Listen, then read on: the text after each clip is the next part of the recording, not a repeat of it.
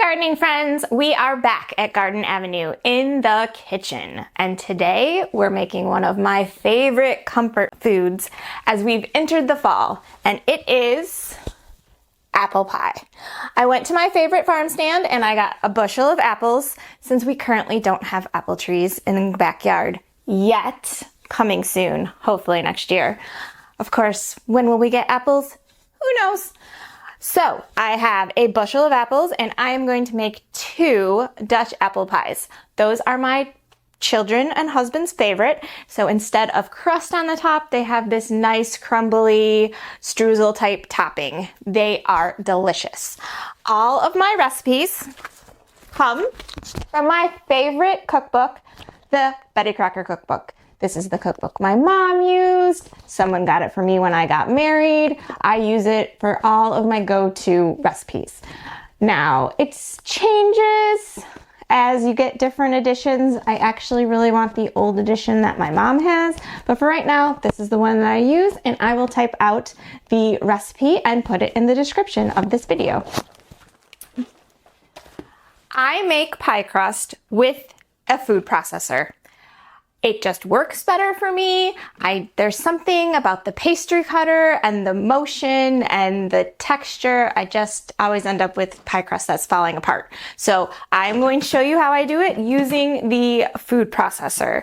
Pie crust has very few ingredients. It's just flour, salt, shortening, and water. I like this kind of shortening for the easy measurements. I like this version of shortening for the cheaper price. I currently have both. Either one works. This you can cut and measure just like a stick of butter. This one you have to dig it into and put in a measuring cup. Not really that hard, a little bit more cleanup. I keep both on hand depending on what I'm doing. Today I'm going to use this one. We will start out by putting 2 cups of flour into our bowl of our food processor.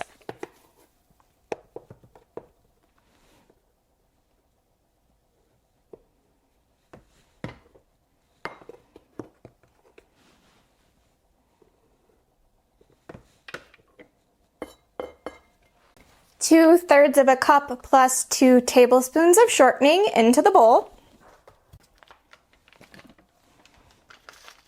And 1 teaspoon of salt.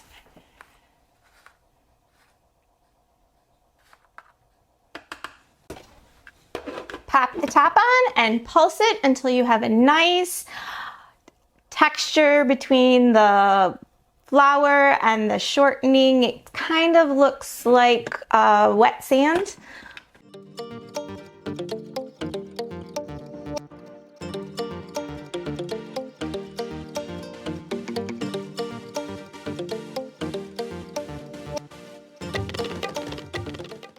Now with the food processor running, we add in our 5 tablespoons of cold water.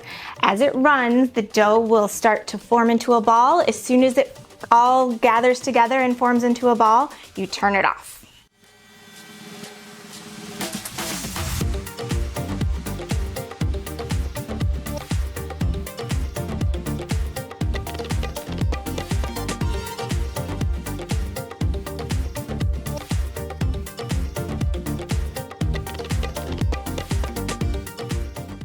All right, as you see, it's kind of sticky.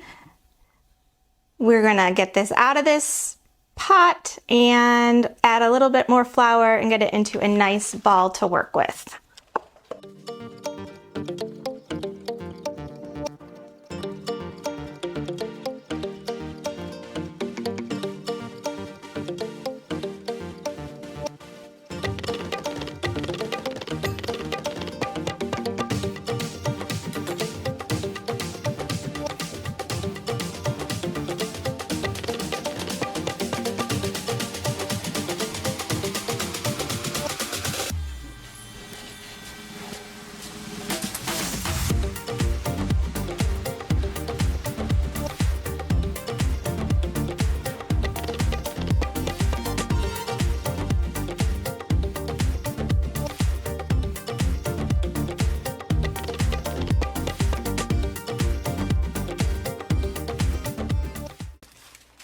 All right, now I have 2 wrapped up balls of pie crust. I'm going to pop these in the refrigerator and let them get chilled. They're a little easier to roll out when they're chilled.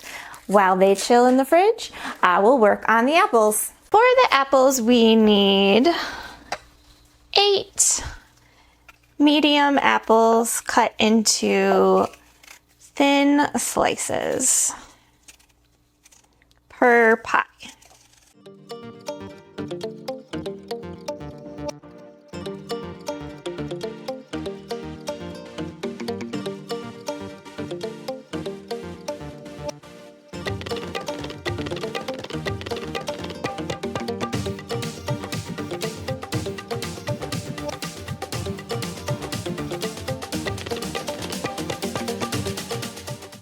To our nice bowl of apples, we are going to add a 1/4 cup flour, 2/3 of a cup of sugar, a 1/2 teaspoon of cinnamon, a 1/2 teaspoon of nutmeg, and stir it all together.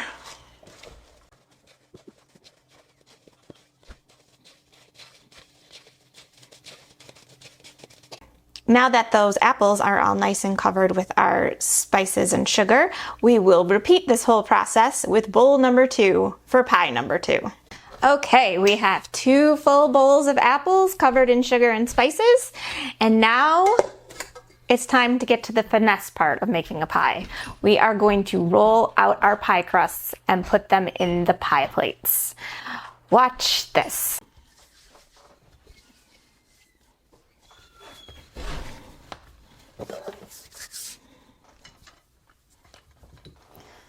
Roll out our dough into as close to a circle as we can.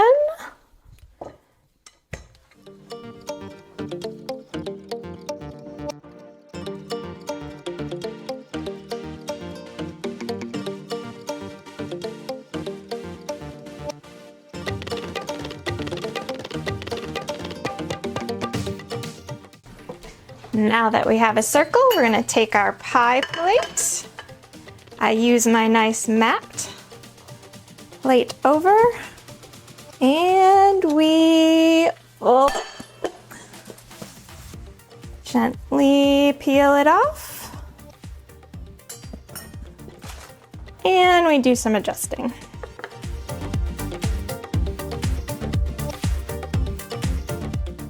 Fix your holes with extra dough, crimp up your top.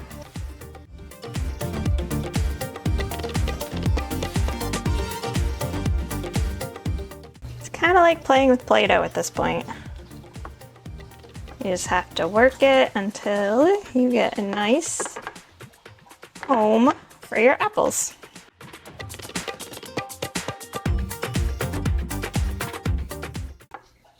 That wasn't too bad. Using the mat is key. It helps with the moving of your pie crust from your counter to your pie plate. Now we will toss our apples into this dish.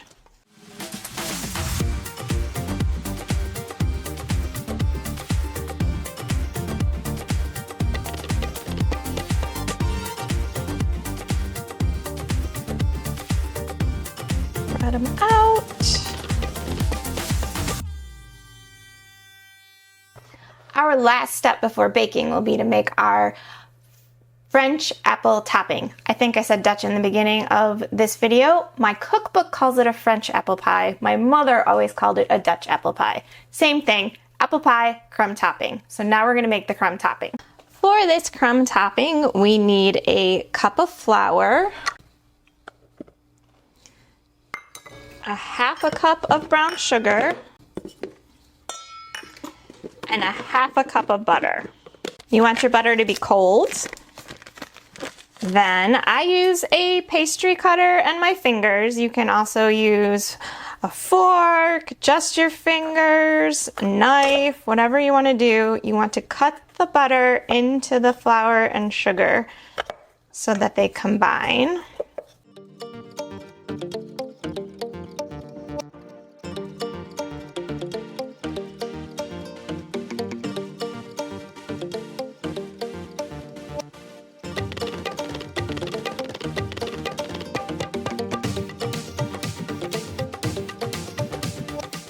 Once it's all combined, you'll see it like that, kind of pebbly. You put it on top of your pie.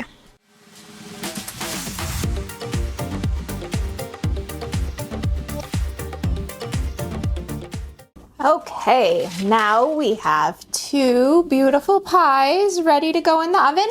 I'm going to stick these in the oven at 425 for 40 to 50 minutes, and I will see you when they're done. All right, we're back and the pies are out of the oven. Check this out. Doesn't it look delicious? I'm going to have some very, very happy kiddos in a couple hours after this cools. If you like all things food, please consider liking and subscribing to my channel. We love food, whether we're growing it or cooking it or preserving it over here on Garden Avenue. Can't wait to see you next time. Bye-bye. Please like, subscribe, and share to this channel. Peace out.